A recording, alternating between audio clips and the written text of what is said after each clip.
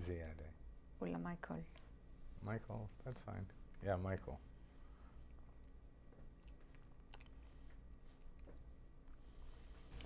All right.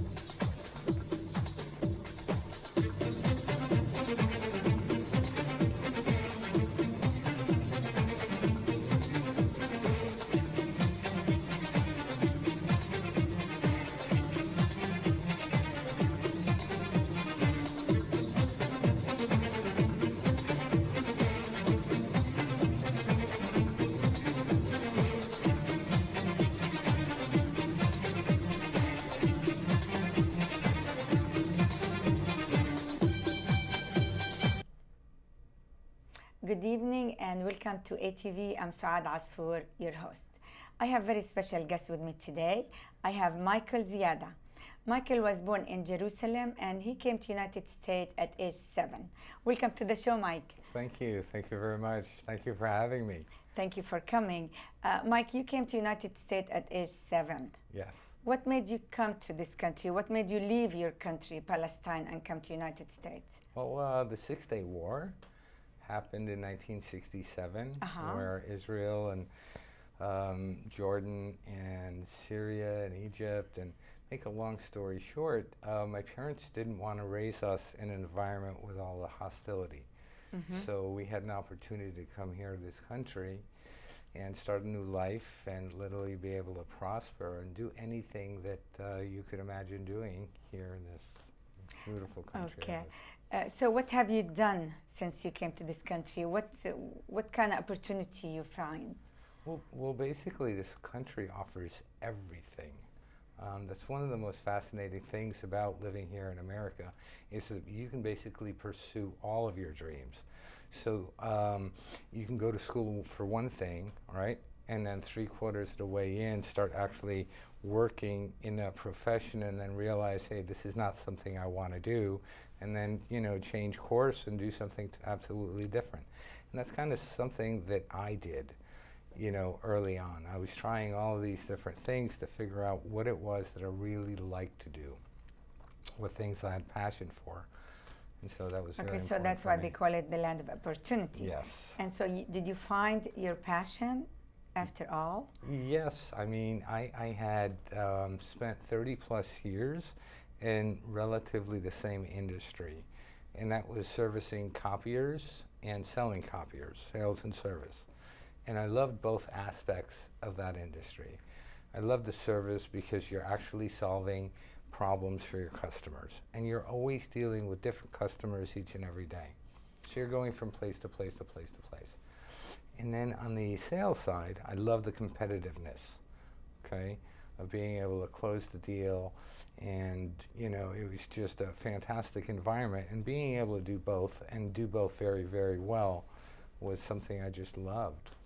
And then, the other part of that was being out on the road. And that meant leaving my house at 6, 7 o'clock in the morning, coming home at 5 o'clock, 6 o'clock in the evening. In my car, it was my office.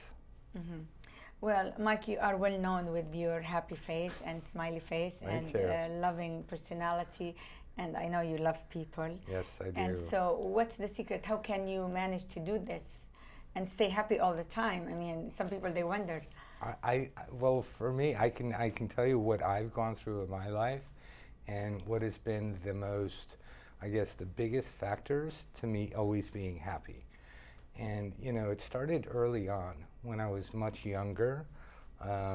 People would tell me, oh, you've got such a beautiful smile, so I would smile more. And then when I would smile more, I would go home, look in the mirror, and I would look and see at my smile. Okay, well, so that's good. That leads to positive. Right, and that's how things started. And then, I would spend a little bit more time brushing my teeth, taking care of that smile. And the more I did, the more compliments I made. Okay, so the smile is really important in your life. It really is. And we are here today to talk about your most recent invention, which is called, I see it on the board, Easy Brush. Exactly. Now, I'm going to leave everything for you to explain to us. How did you invent this, and what's this, and how does it work? Okay, very simply, like I said before, I spent 30 plus years on the road, okay? And one thing I didn't mention was I love to eat. Right? And so after eating, I like to be able to clean up afterwards, right? So I'd go Your into teeth. a public restroom and I'd try to wash up and get rid of, and have that beautiful smile, okay, that I was so accustomed to, and it was a challenge.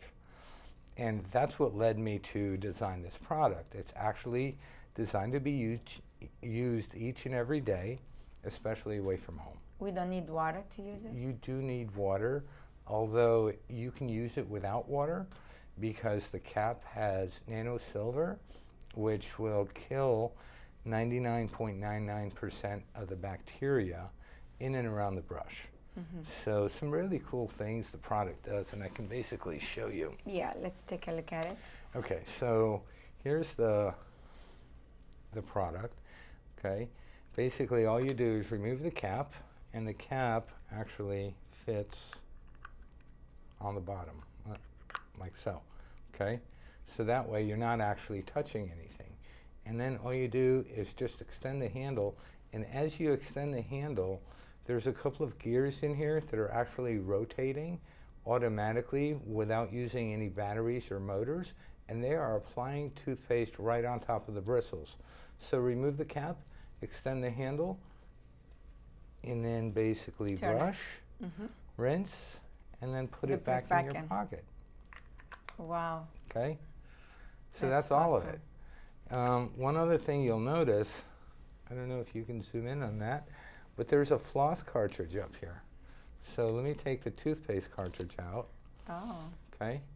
So this toothpaste cartridge lasts about 33 applications, Wow. okay, before needing replacement.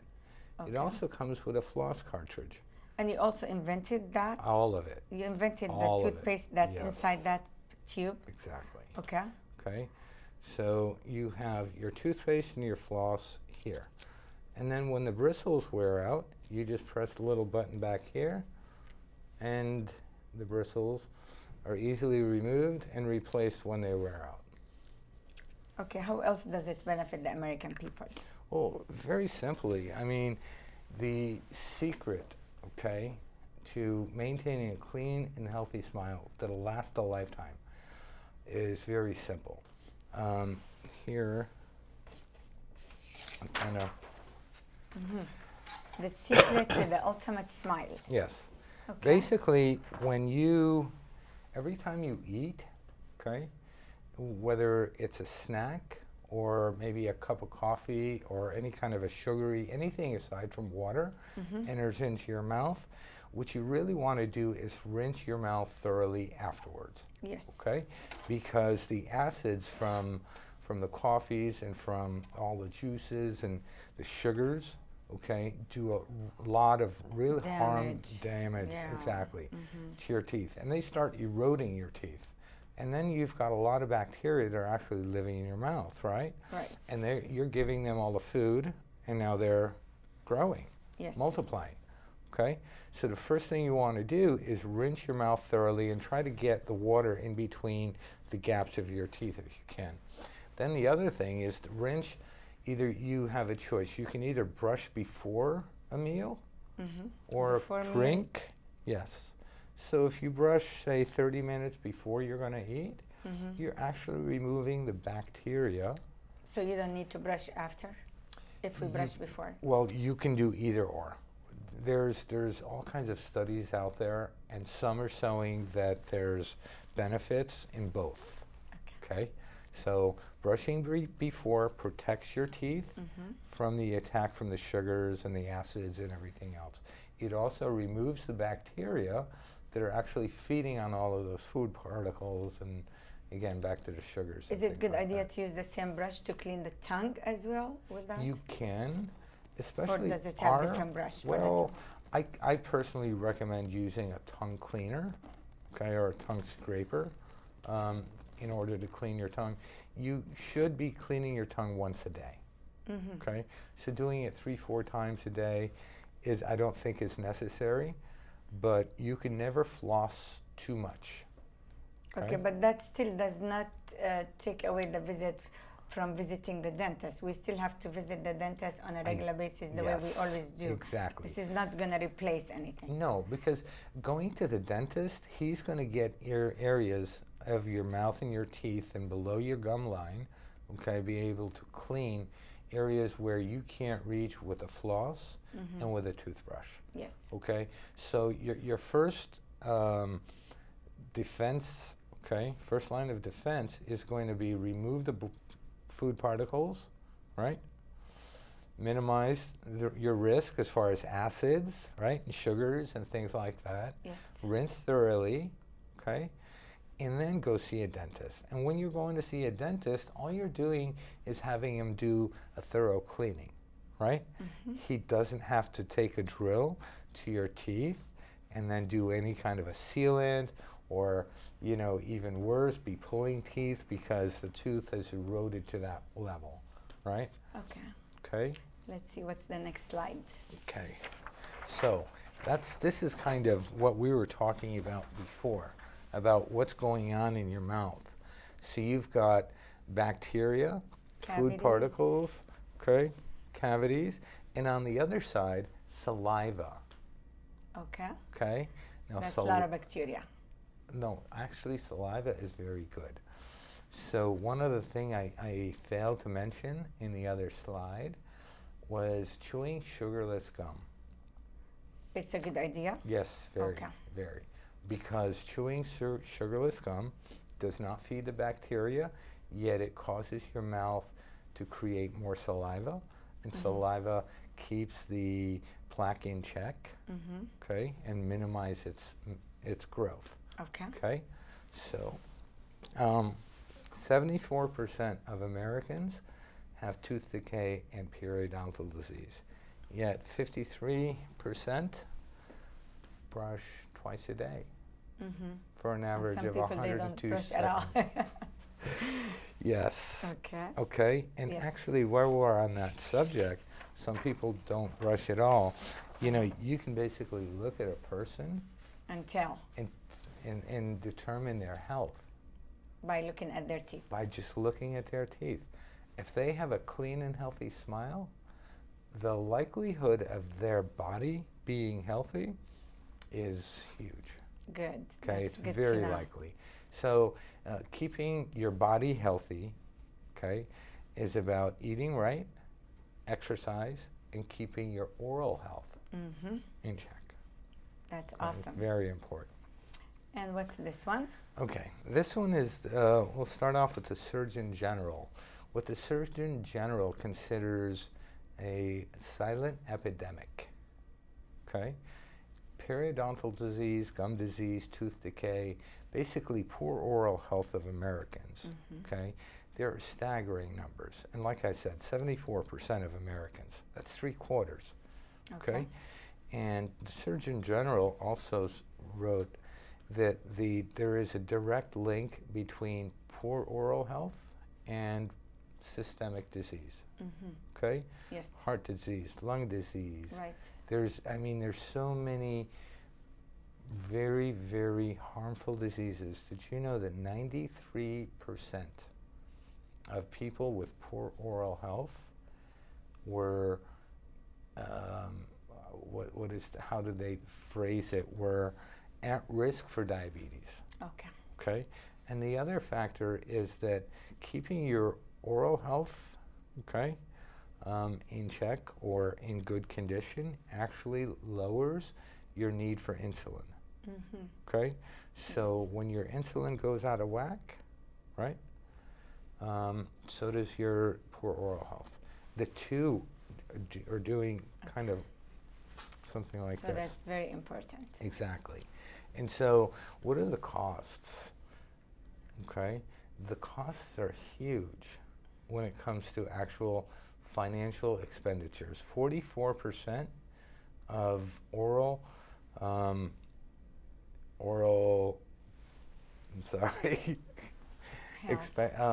when you go to a dentist, 44% of the expenditures are out of pocket. Right. So because, most people think, oh, I've got dental insurance. And then the other factor is that, poor oral health affects the poorest the most. Okay. And that's the thing that bothers me the most, right? So 33% of Americans have very poor oral health, and they can't afford to go to a dentist. So you have to ask yourself, how can 1/3 of this population, 1/3 of the American population, knowing that there's risk or increased risk, right, to systemic diseases, premature birth, heart disease, and the list goes on and on and on and on, diabetes, obesity, right? Mm-hmm. How is it that 1/3 have untreated, right? And then nothing. And nobody's doing anything about it. And that's the part that bothers me the most. And so that's why I'm on a mission, right, to try to do everything I can in order to improve the oral health of my Simplify. fellow Americans. And make it simple Okay. and Right, affordable. exactly. Okay. And so everything that we're doing with this product, right, is to try to drive the costs way down so that everyone can afford it. And I'd like to figure out how I can actually give it, okay, to some of the people who can't afford it, Yes. so that they can have a clean and healthy smile that'll last a lifetime for them. Because, you know, a smile doesn't just impact their social life, it impacts their career as well. Exactly. Right? That's very true. Okay, so these are some of the things that we were talking about earlier. Just by having healthy teeth, you can have better life. Yes, exactly. Definitely. And success. Less gum disease. Exactly. Beautiful. So, you know, it's been shown in study after study after study that a person with a clean, healthy, beautiful smile is more successful. They earn twice as much money. They are more likely to get a raise And they or a live longer. job. They are 3 times more likely to actually go on a second or third date.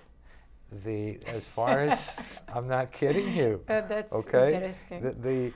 The studies go on to say that it increases your lifespan by over 10 years. Wow. 10 That's years. good. That's huge. Right. Okay? That is awesome. You want to turn this? Yeah. on? Okay. Okay. I don't know if it'll stay up there. Oh, yeah. It might not. Just keep your finger there. Okay.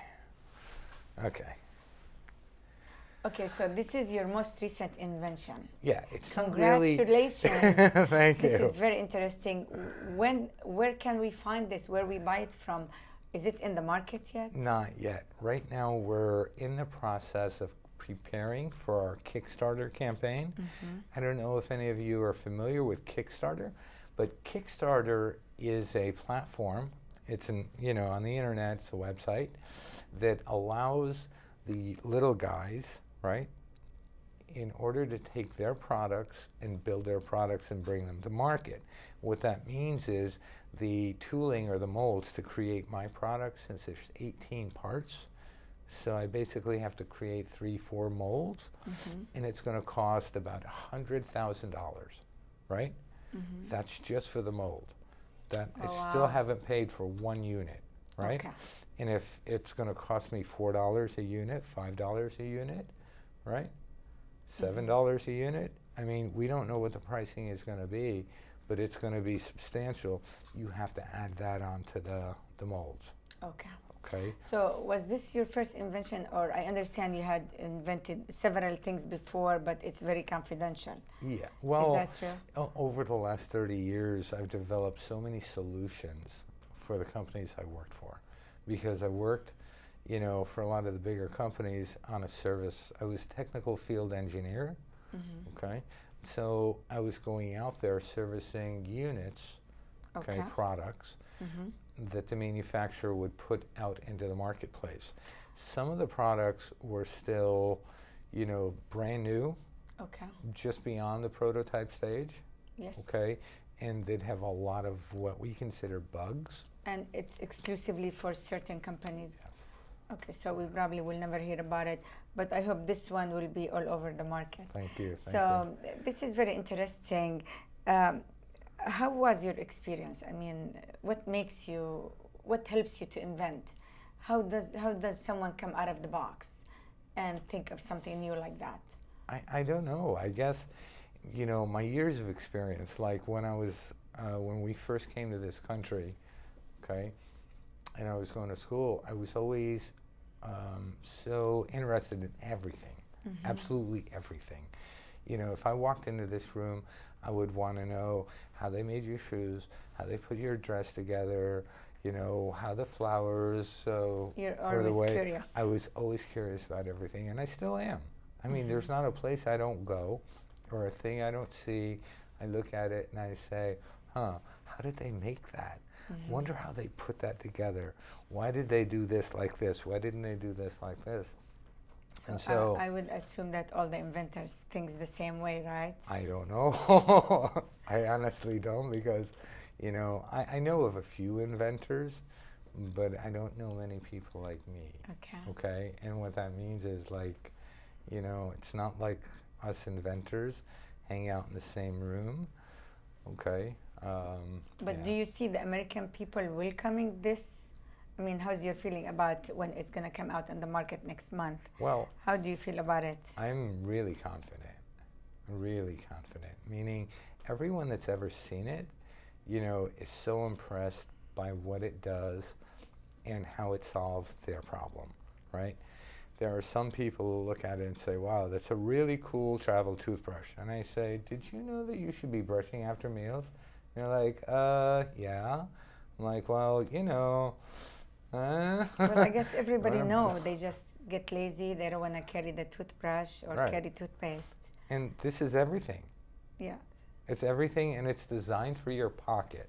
So is this your biggest invention so far, or have you achieved something bigger than that? I've actually, the POS systems that you see at every 7-Eleven, every Safeway, I actually developed that back in 1981. What is that? 81. What is that? A POS system is a short term for point of sale. Okay. Okay, so back in the late 70s, early 80s, I was taking computer programming. Okay, and I was learning how to code. And this is way back when, before PCs actually hit the market, I right? see. And so I had to write a program for my dad's liquor store. Not that I had to, but I did, because we were always having trouble maintaining inventory. It was a very small store, having to order 2-3 times a week, okay, and manage all the inventory depending on what holidays, and it was really difficult. So I wrote a software program, and then I got a little idea. I said, hey, they have barcodes on everything, right? And that's the product description. What if I went a little bit further? What if I took that barcode, hooked up a scanner to it that could actually read it, input that into the program? I can control all the inventory. I can set parameters at when a low point.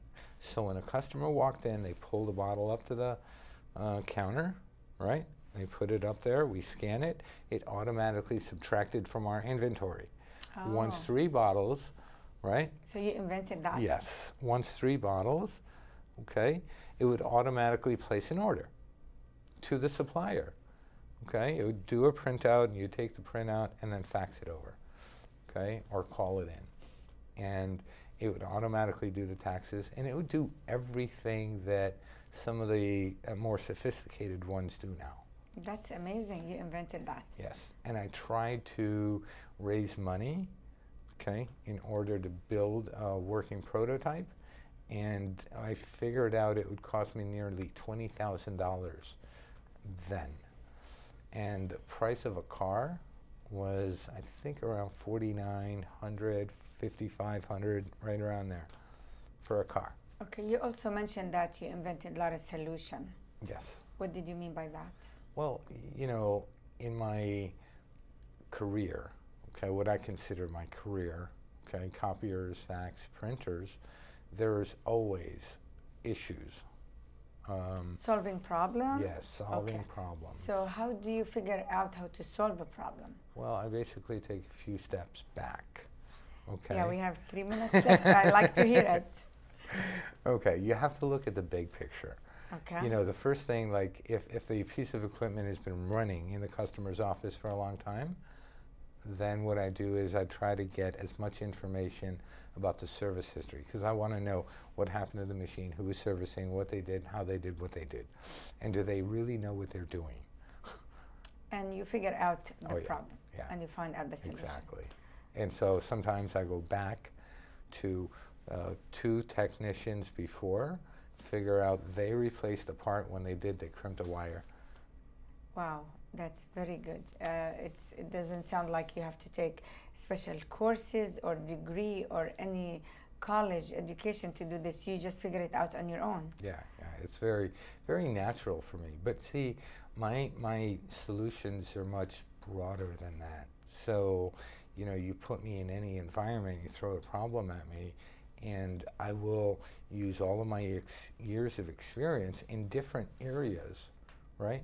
And so I've worked in the kitchen, I've worked, you know, as a dishwasher, I've worked in retail, I've worked in so many different atmospheres. You right? worked your way up, all the way up. Yeah, and so I've seen so many things, and I'm so curious about how everything works that I take a look at this. Oh, I know how someone else solved it. Okay, I can apply their solution to here, even though the 2 things are unrelated. Like I can take something from a camera, right? Mm-hmm. Great. So that means by coming to United States, you made the right move. Exactly. And I'm very proud of you. Thank you. It's really interesting to see someone as successful as you are and Thank as you. happy with a big smile like that. Thank you for coming, and I Thank wish you you. the best with your next invention and you. more invention in the future. Thank you very We're very much. proud of you. Thank you. Thank you for coming. It's a pleasure. Thank you for watching us. Have a nice evening. Good night.